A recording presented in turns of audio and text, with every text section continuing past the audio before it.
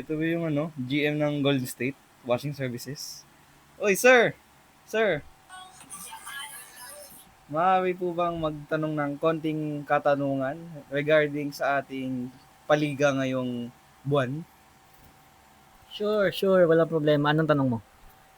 Ang una ko pong tanong ay, ano po ang inyong tingin sa ating power rankings na inilista kanina? Maganda yung pagkaka-power rankings. Maganda yung magkakapili ng mga teams doon. Akala ko nga magiging underdog pa kami. And in-expect ko yun. Mas gusto ko nga yun pagka-underdogs kami. Tulad last year. Ba't gusto niyo po underdogs? Aso po ba kayo? Hindi. Mahilig kasi sa hotdog Kaya ako gusto maging underdogs. Kaya ganun po. Una ko pong tanong, pangalawa pong tanong, ano po ang inyong tingin sa mga players na draft niyo po?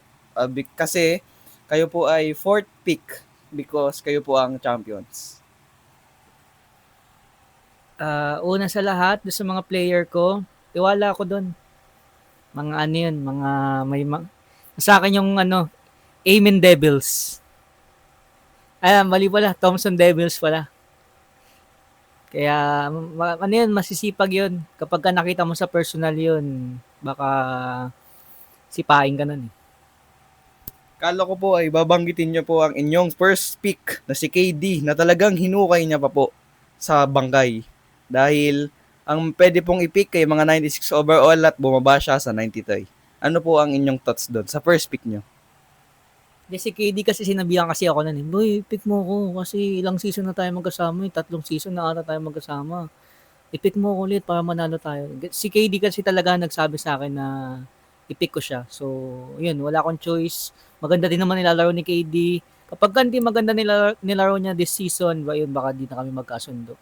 So, yun. Mabait yun si KD. Ay, talagang masakit yun. Sa mga kalaban niyo po, ano po ang inyong mensahe?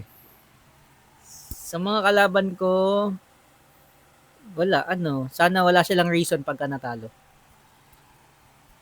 Sa pangkatanungan, bakit nyo po nilagay ang Boston Buknoy sa unahan kahit ang ibang team ay nilagay ang Boston Buknoy sa pangatlo at pang-apat na pwesto? Actually, maganda yung lineup ng Boston Boknoy. Siguro dahil na din sa first pick sila, pero gusto ko ang lineup ng Boston Boknoy hanggang bench. So, compared dun sa ibang teams, or kahit sa akin pa, mas gusto ko yung lineup ng Boston Boknoy. Pero syempre, mas gusto kong gamitin yung sa akin. Hindi ko naman sinabing mas gusto ko gamitin yung kanya. Sinabi ko lang mas maganda. Gusto ko yung pagkaka-structure ng lineup niya. Hanggang sa 9th at 10th pick niya maganda.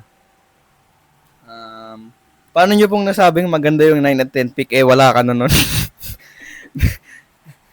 Nakita ko po sa listahan. Nagulat ako Aba, Nazrid kinuha. Oo nga, may Nazrid pa pala. Hindi ko nakita yun So, yun, maganda. Tapos si Hartenstein. Actually, naunahan lang ako kay Hartenstein. Pick ko yun. Tsaka ang next pa nun si Porzingis, si Tingus. Actually, pick ko yung dalawang yun. Kaya gusto ko talaga yung 9th pick na yun na dalawang yun. Talagang naunahan lang ako. Kaya dahil doon, naganda sa lineup ng actually, hindi, mas maganda talaga yung lineup ng Boston Boknoy. Respect ako doon sa lineup nila. Ano naman po ang tingin nyo sa lineup ng Chicago Training Camp for Young Boys? Chicago. Ano yun hindi, maganda naman yung nila, pero need kasi nating bumoto Para sa akin, sila yung pinaka-least dun sa 4. Paano naman po sa OKC Retirement Home? yung OKC retired boys, talagang parang retard talaga yung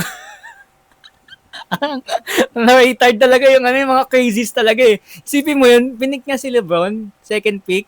So, hindi natin pwedeng questionin yung pagiging GM ng OKC kasi sila ang nasa number 1 power rankings and meron po silang dalawang championship. So kahit na mukhang retard or mukhang crazy yung mga picks nila, it does the work. Yun lang po. Maraming salamat, Sir Yuan. Hintayin po natin ang dalawang kalahok.